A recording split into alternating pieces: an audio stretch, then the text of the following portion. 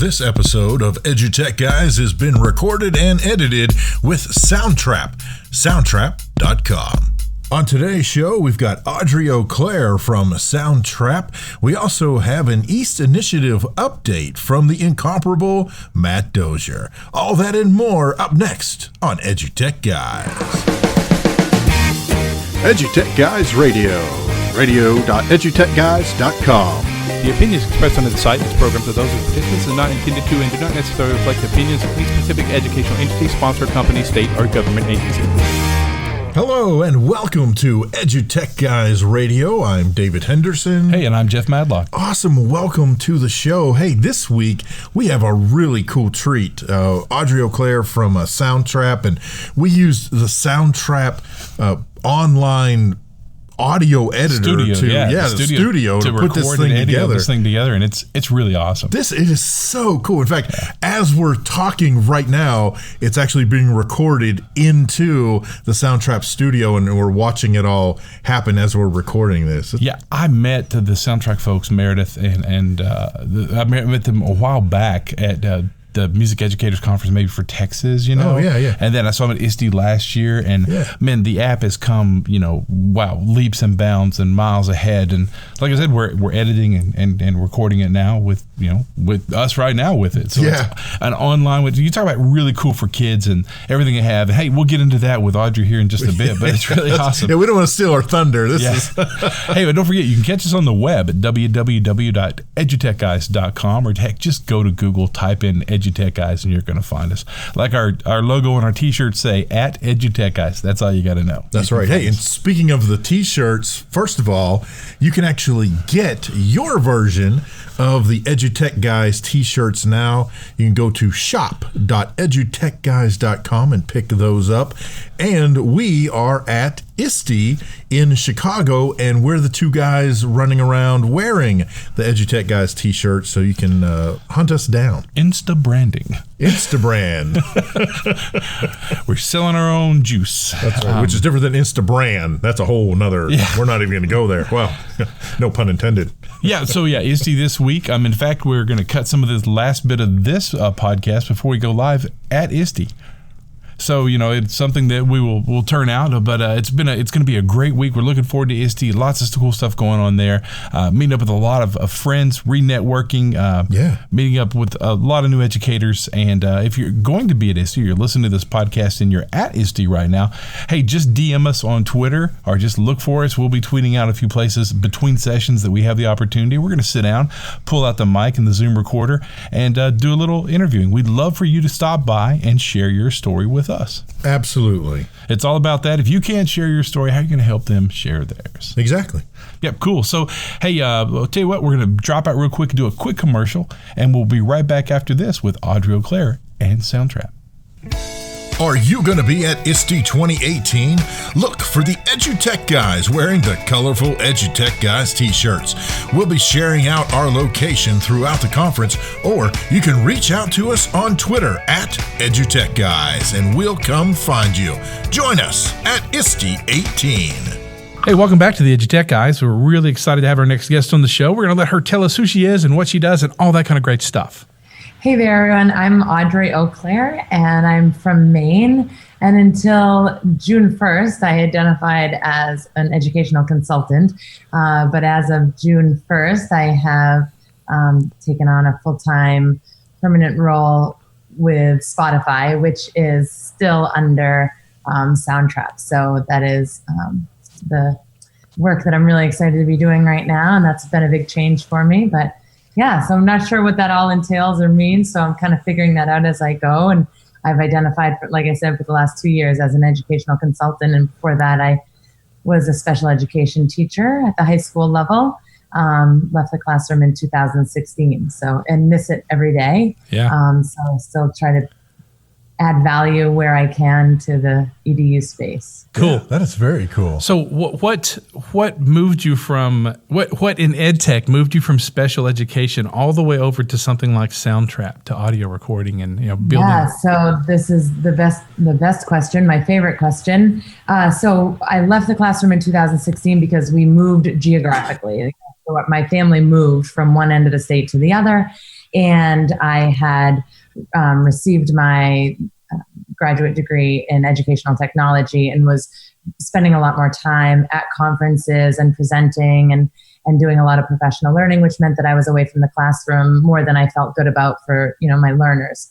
So I decided to take a giant leap of faith and become an educational consultant, and was lucky to get a couple of really cool roles early on. And, that first year I was in the position of hustling and taking any opportunity that came my way, not wanting to, decide too early which direction I was, going to go in, because I do have a background in special education, early childhood education, and literacy education, and then combining all of that with educational technology. So I wanted to be kind of careful and play the field a little bit.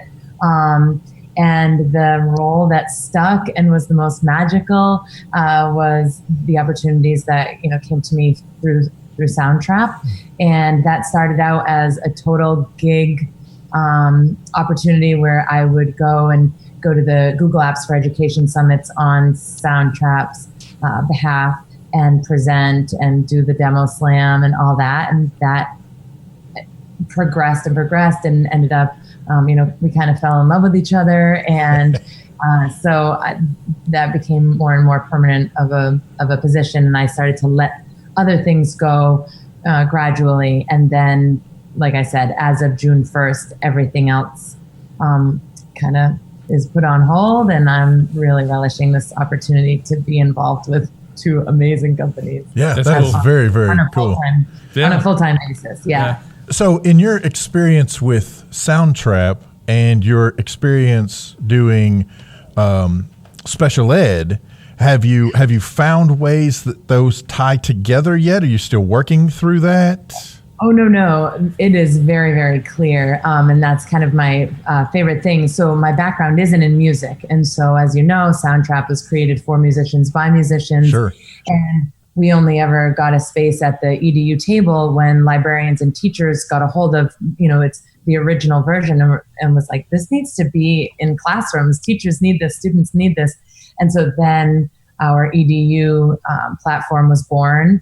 And so, when they asked me if I was able to, work on their behalf, I thought, what could I possibly have to offer? But, my work and my heart has always been with the very young and the very struggling. Mm-hmm. And so this tool has a low floor and a high ceiling, and it's super inclusive and welcoming of those young learners that aren't yet able to articulate their thoughts on, using pens, papers, markers, and typing. Sure. But can certainly verbalize what they know and what they've learned and what they're curious about. And then, when you think about the struggling learners, how many of my kids at the high school level in my special education classes really needed a tool exactly like this, where they could put aside the struggle, like if they were, dyslexic, for example, written tasks are so complicated and require so much organization and so much planning. But man, they have so much to share and so much value to add when they can just speak their thoughts and think that through. So that's kind of my pitch and my angle. And of course, podcasting right now is really enjoying some time in the sun. Yes. And so again, that highlights my learners, all learners, really well. And so that's been an easy sell, and where I've kind of been able to insert myself and add insight and ideas about accessibility, how this tool by its, it's very, at its very core, is really supportive of those learners that might need to represent themselves through their voice and through their music and through their creations, rather than what they can write and spell and type. Right.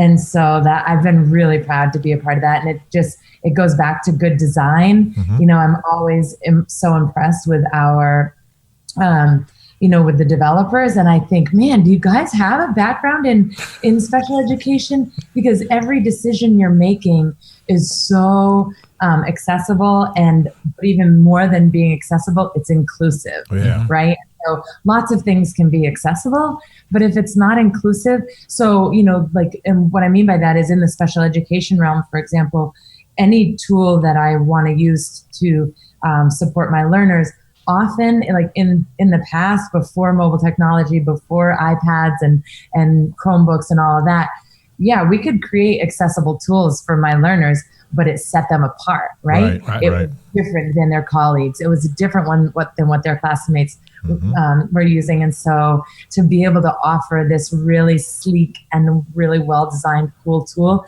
that's embedded in the and being used by all of their same peers, that's good design. And that's universal design, right? Yeah, so, exactly. So proud of that. And every time a new release comes out, a new feature, I'm thinking, man, where did you people come from? You're so good at this. Yes. And they sometimes I don't know as though they know how good and impressive their work really is. Yeah. I met the Soundtrap crew first time 2 years ago at TMEA in San Antonio. And we talked extensively because we were podcasting at that time also. So Meredith, you met Meredith and Taylor. And what was great was they knew where this was moving way before anyone else did. And I've been using I've used the program on and off. And I was going to say this show, when we release this show, I'll mix down this entire show with Soundtrap. So just to say that I can, just to show everyone how easy it is. But it's really interesting where we've come in special education. So many products have been out there that the special education, special needs students use that other kids go, hey, I want that. And we've learned that it's become so easy to put that across the board and make it available for every child. And you actually open up a learning possibility every time that happens. I'm sure you see that, especially with something like Soundtrap, because the kids will find other ways to use it that we never ever thought of. Mm-hmm.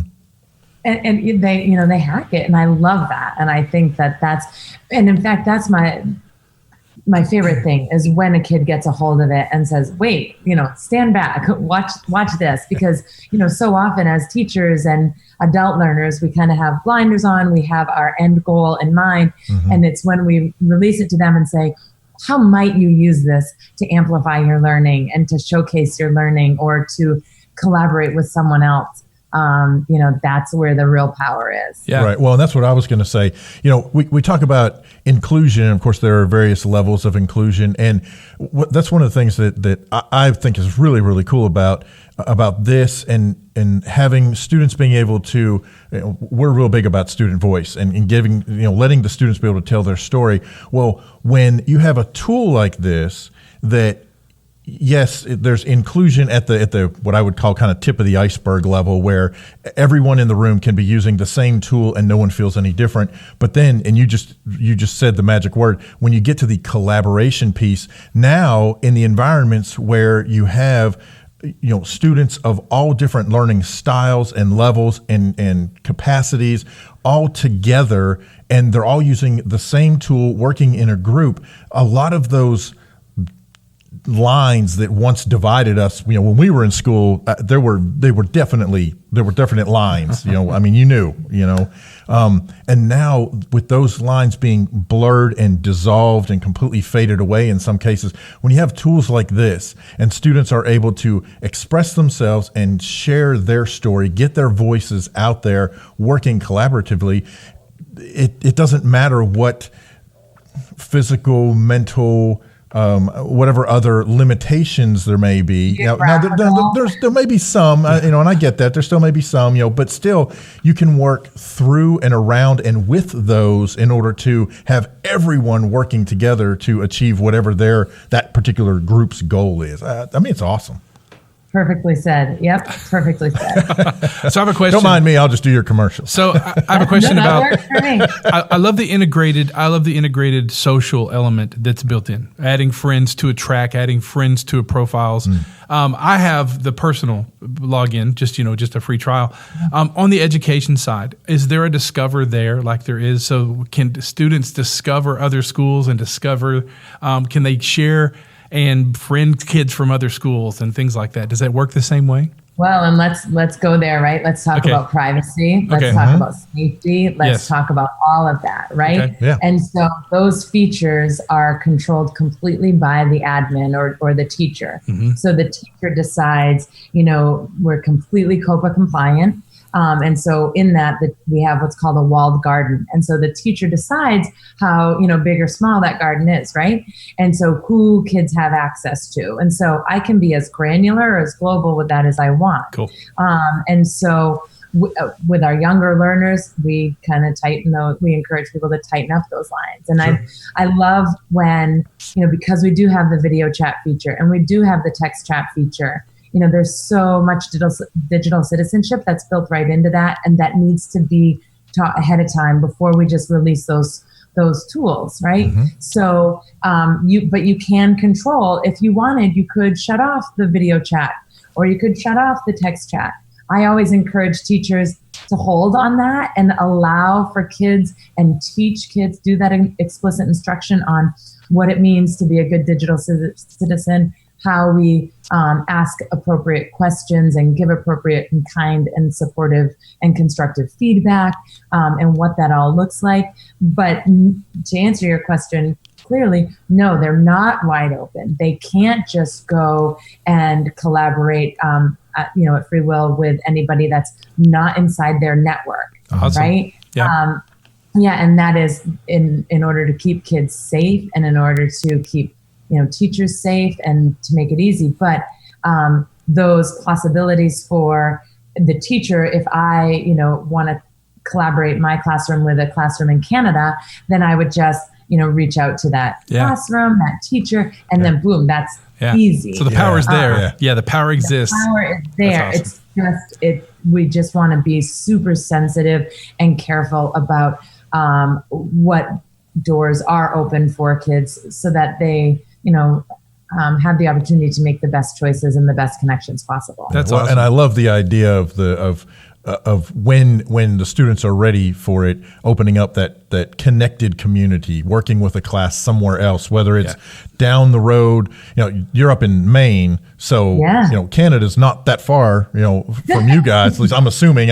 Maine's pretty big, so I'm not sure. There are parts that are very close. You're right. But whether it's across the border or across the country or across the pond, as they say, it's very, very cool. That's pretty cool. So resource wise, in the education realm, do you guys provide resources for your teachers? Are you guys building that even larger? I'm sure that's what you're spending a lot of your other time doing is building those sessions. What we're spending a lot of time on with the professional development and, being at conferences. And, I love being on the expo floor and having those little micro PD sessions because that's what that feels like to me. People at first, when they were asking me about the expo, they're like, is that terrible? I love every second of it because again, it's those little micro PD, those small sessions, those really meaningful personal connections. But as far as our resources, I have to give a major shout out to Meredith Allen at Miss Meredith Allen on Twitter.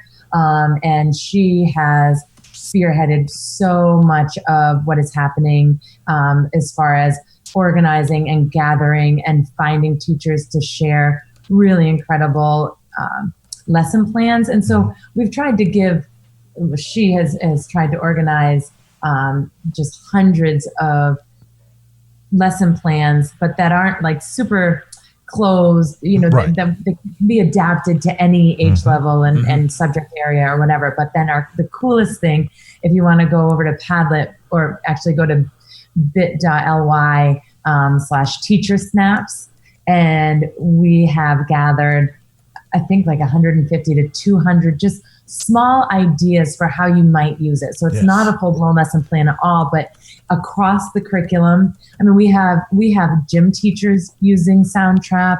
We have speech language pathologists using Soundtrap. Of course, music is an obvious one. English, history. But we have people doing really, really magical things, and they're happy to just share those small tidbits for how, what might spark your interest and how might you use this. Because again, we don't want it to just be a one-off, and I don't want it to be teacher-driven. I want to put this in the kids' hands and then have them say, self-advocate and say, hey, I was assigned a 5-page paper in history, and that's just not how I'm going to be able to represent myself the best. Can I please interview a veteran instead and record that? Could I please do a public service announcement for science or for health? Could I please do a read aloud to my 8-year-old brother. I mean, the possibilities are endless. Yeah. And we, but again, the most magical thing is when the kids, and in fact, I just got an email from a teacher in Canada that said, hey, my kids are so happy that they've, taken what we started in English class and are now applying that to other subjects. How can I support them? What can I do? So that's the best email to get just before this conversation with you all. Yeah. But yeah, it's magical stuff, and I could not be more proud to be involved in this work. It sounds like you guys are covering the gamut, and that's awesome. We do a workshop on a writer's workshop like SNL, which preps our high school kids to sit around a table and work as writers, and then go out and podcast it, and then go out and put it on audio, and that's where Soundtrap comes in, and that's really cool. The literacy aspect of us using this is a big deal for us also. So, and I know it is for you guys too. So it sounds like your teacher in Canada knew exactly what to do. Yeah, so we'll have to do a little teacher. We'll have to do a little teacher snap and throw that one out there. Yeah, we'll have to. That's awesome. You put that up there. Yeah. So, we're going to be at ISTE. Are you going to be at ISTE? Oh, yes, absolutely. Cool. Awesome. We'll have to come by and say hey. And we'll have a booth. We'll have a little bit smaller booth this year than last year. Last year we had like an entire zip code. Yep. So this year it'll be a little smaller, but I think it's going to be pretty special. That's cool. Pretty cool. Do you happen to know the booth number off the top of your head? Oh, I want to say 2166, but I just don't dare. That's okay. We'll look it up. We'll throw it out on the Twitter. We'll put it out there. That's awesome. So, okay. So folks want to get in touch with you and they listen to the show and they go, that's the person I want to speak to right there. What's the best way for them to get in touch with you? To get in touch with me is, well, let's say this out loud for the first time. Audrey O at Spotify.com. Cool. Awesome. There you go. Awesome. Twitter account? It is at Audrey Eau Claire. Cool. No apostrophe in the Eau Claire. Okay, cool. Yeah. Awesome. Audrey, thanks for coming on the show. And this has been awesome. We've learned a lot. And like I said, we're going to mix this one down in Soundtrap so that our audience can listen to it and know exactly the power of Soundtrap, which it will not sound, it probably sound better than our normal mixing. Who knows? But it'll sound, if there's a thing, if it sounds exactly like we normally mix, then the power of a cloud-based, audio program is powerful. It's so powerful. In fact, I think I'm going to play in some stuff on the piano just for the heck of it. And it's booth number 2611. 2611. Awesome. You had the right number. It's just different order. That's really cool. Yeah, I know. Sorry about that. Awesome. Well, cool. Thanks for coming on the show, and we'll see you in Chicago in a couple of weeks, so it'll be fun. I cannot wait. Thank you so much. Hey, thank you very much to Audrey Eau Claire for visiting with us from Soundtrap. And if you are at ISTE 18 right here, right now, listening to this, stop by booth 2611 in the Expo Hall and visit with Soundtrap to learn more. Yeah, you can't beat out Soundtrap. You talk about it really cool. Just go ahead and get your free premium trial and try it out and find out what they can offer for education. They can offer it to anyone. It's also offered out there for just personal use. So if you're recording a podcast or you've got a child at home or you make music yourself, you might find a multi-track recorder like this come in very handy. Well, I have to say, it has been very cool playing with Soundtrap while we've been editing and recording this podcast. I mean, we learned some things just while we were playing with it, zooming in and out into the track, the fact that it has a live scrubbing in an online application. I mean, very, very cool stuff. Pretty hardcore stuff. But you know what time it is now? It's time for the East Initiative Update. So we're going to let Matt Dozier, who's taking the helm today and taking hold of the microphone, take it away from here. This is the East Initiative Update. We'll be right back after this.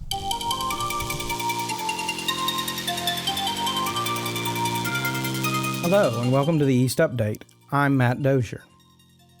It's easy to be excited about the work East students do to build their communities and integrate technology into their learning. Whether it's marshaling a community to reclaim a decommissioned strategic air command base, or create transitional housing for the homeless, or 3D printing brain tumors to assist doctors and patients to better prepare for surgery, or mapping alternative sources of water for rural fire departments, or creating the webpage that's used to provide support to our state troopers, or even helping Peg the Duck waddle again. East students are constantly at work building themselves and making our world just a little bit better. Those students are the heart and soul of East. But the work that makes their projects so powerful and complex and exciting, well, it starts when they aren't even in the room. On today's update, I'd like to take you into the room where it all begins, the professional development that transforms teachers into East facilitators. We call it phase training. And like so much of the professional development educators attend, it begins in the summer months. Alicia Humbard is a member of the East Professional Development Team. She and her team put together what is often called the best professional development in education. Phase is our professional development for our new teachers to East. We train teachers to be facilitators, to be able to grow projects, and most importantly, grow students. The East team works with the new facilitators and helps them on their East journey. It's really fun to be on a facilitator trainer, to be on this other side, to see kind of what it is like behind the scenes, and to know what is possible teaching, facilitating in this program, but then also to be here with these new people that have done teaching for 30 years or 1 year and just see the fear mixed with anticipation as this year is coming upon them, and to see them grow this week through the reflections and through the experiences that they get to have here at Phase Training. That last voice you heard was Heather Height of East at McCrory High School. She was just starting her East journey this time last year. This year, she's helping mentor the new facilitators in Phase 1 as they prepare to tackle their first year. Our facilitators really are superheroes. And like any superhero movie, you'll have to wait until a sequel to see where our intrepid educators go from here. But I can assure you of one thing. There are lots of students who will be better for it. If you are interested in knowing more about East, please visit www.eastinitiative.org or just search for East Initiative on social media. Our student music today is from Braden at Tri-County Technology Center in Bartlesville, Oklahoma. With the East Update, I'm Matt Dozier, and thanks for listening. Hey, we want to thank Matt Dozier and all the gang at the East Initiative for giving us these updates, and big kudos to Matt for such a great job on that last one. Maybe next time we'll get you to sing the Google Tip of the Week. There you go. That's right. Awesome. Hey, like I said, we're going to be at ISTE. We are at ISTE. We're cutting these last tracks before we release this today, so we're at ISTE right now. If you're going to be there, look for us. Just DM us on Twitter or just whatever you got to do to get a hold of us. Stand in the middle of the upstairs level 3 right in front of the information booth and scream EduTechGuys as loud as you can. We'll find you. Shoot up a flare. It's got to be a blue flare, though. We look for blue. Blue, that's right. But no, hey, it's going to be a great week at ISTE, and it's going to be. It's been a great show. So, it has been awesome. Hey, well, I'm Jeff Madlock. I'm David Henderson. We'll catch you next time. You've been listening to EduTechGuys Radio, radio.edutechguys.com. The opinions expressed on the site and its programs are those of participants and not intended to and do not necessarily reflect the opinions of any specific educational entity, sponsor, company, state, or government agency.